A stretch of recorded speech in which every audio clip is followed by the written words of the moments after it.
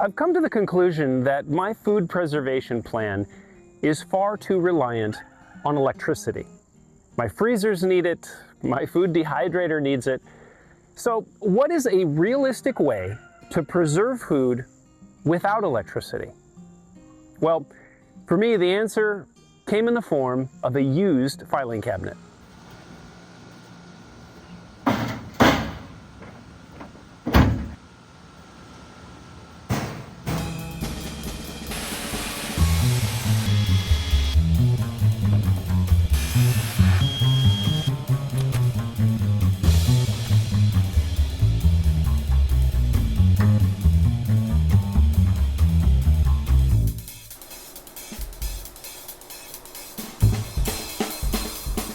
Quick note, if you would be interested in downloading the build guide for this or any of my other projects, there's a link in the description.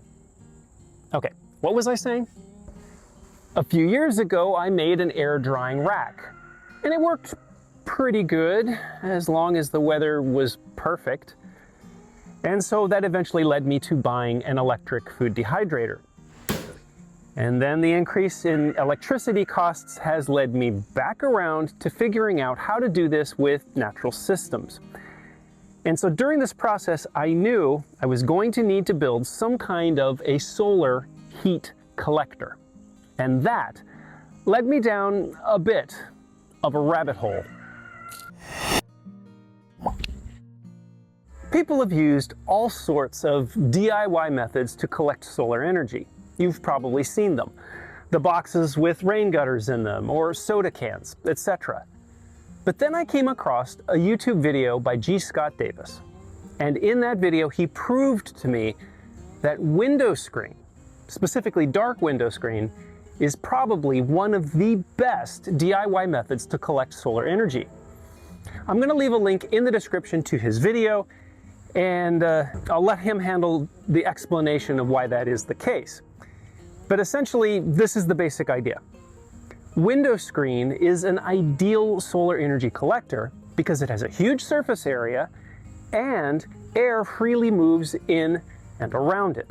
And so it's very easy for window screen to hand off that solar energy that it's collected to the surrounding air. So once I had that piece of information, I knew I was going to be building a solar screen collector. The next piece of the puzzle was the drying cabinet. My idea was to build a wooden frame and screw sheet metal to it. And so here's a little bit of a tip for you. Whenever I'm looking for a material, maybe wheels or an electric motor, etc., I go online and look for objects that have those things from people that are getting rid of them.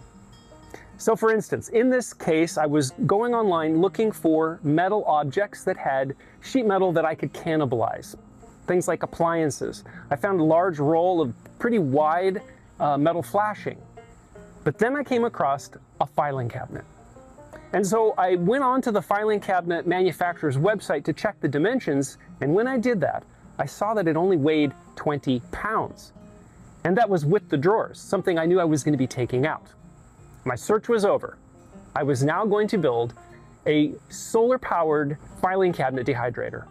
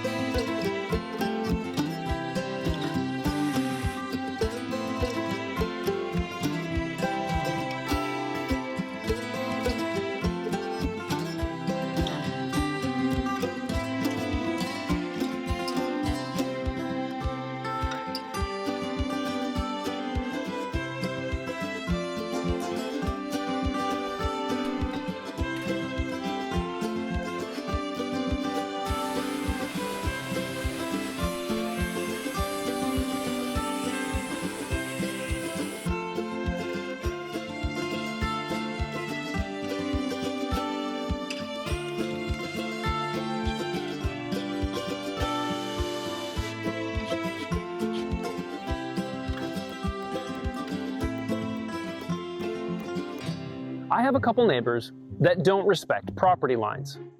Property lines are an artificial concept. Totally. And so I took the only reasonable next step. I installed the Anona Orbis 360-degree security camera. It will automatically pan and tilt to track people who refuse to stay in one place. The video is 2.5K, so I can get a clear look at what's going on around the property.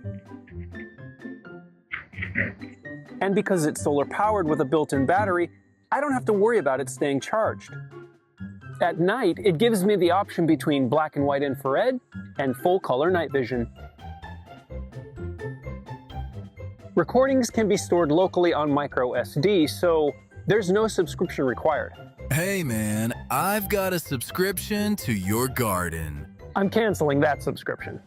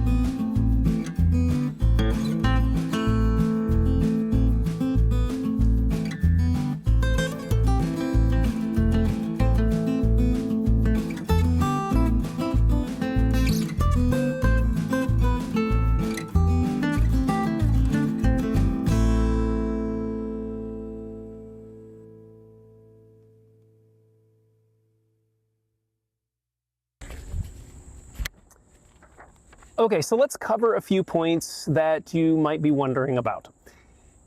What about cloudy or rainy weather? Well, unlike my previous drying rack, this is better because the food is sealed away from the rain. And so that's the first thing that's better about this, is it doesn't get rained on and kind of ruin all of that work that I've done. Now, the interesting thing about this solar panel is it's superb in that it runs in just about any condition. If there's any daylight, even in very cloudy skies, it runs very well.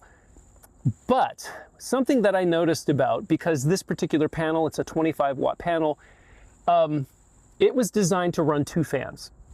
And from my back of the napkin math, I figured out that I really only needed 1 fan. And so what ended up happening is that the fan tends to run too fast. And so what that means is on a sunny day, the fan is running too fast and it tends to almost like cool off the heat collection system. Not a huge amount, but it can prevent it from really building up and getting a nice amount of heat.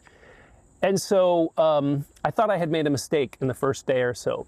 But after using it for a couple days, I realized all that I needed to do was flip the angle of the solar panel back so that it wasn't getting direct sunlight. And as a result, the fan slowed down, the temperatures continued to climb.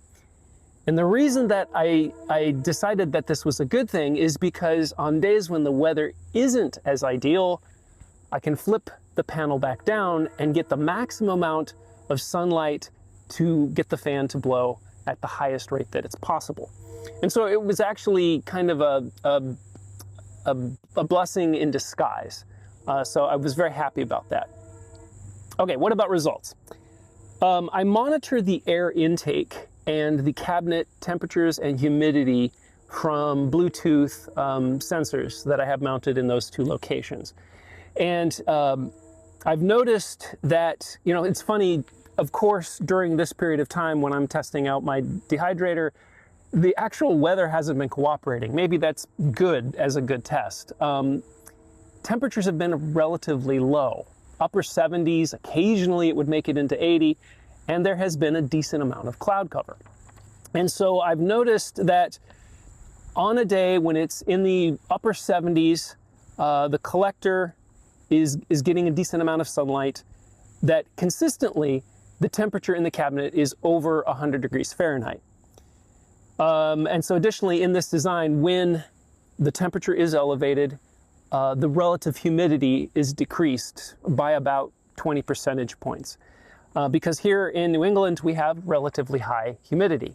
On a 70-degree day, it's not unusual to have 70% humidity.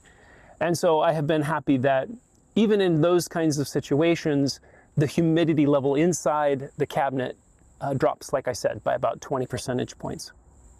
Now, obviously, this cabinet isn't meant to outperform an electric food dehydrator. It's meant to kind of fill in that spot when electricity costs are too high or electricity isn't available. And so it's not meant to compete with that, but it does compete in its own right. Let me see. Final point. I designed this to be reasonably modular. So, I mean, it is a little bit large, and it is kind of by necessity in order for it to have a big enough heat collector to collect enough heat. So I made it to be reasonably modular. It breaks into 3 pieces that fold up, and then I can store them away for times when I'm not using it. If you're curious, I mentioned at the outset, if you're curious about downloading the build guide, there's a link in the description where you can download the build guide for this project as well as some of my other projects. Has led me back around to something along these lines. And so I have another line, and I'm going to remember it right after I look at the script. To something that would use natural systems. Now, man, what's the next line, Cooper? But then I came across something else. I came across, filing cabinet. Metal to attach to that cabinet with appliances. I would cut up an appliance. And if you made it this far in the video, please do all that YouTube stuff, the liking, subscribing, especially the commenting. It really does make a difference. And I should also point out that if you want to support the channel in additional ways, if you go to wineberryhill.com, well, there is a new t-shirt, as you can see, featuring Cooper on it. Now, don't say anything to him about it. He gets a little bit funny about contract negotiations and stuff like that. Don't get me started on chicken lawyers. Your Honor, the prosecution roosts. Anyway, thank you for supporting the channel, and as always, if you like this video, you might like these.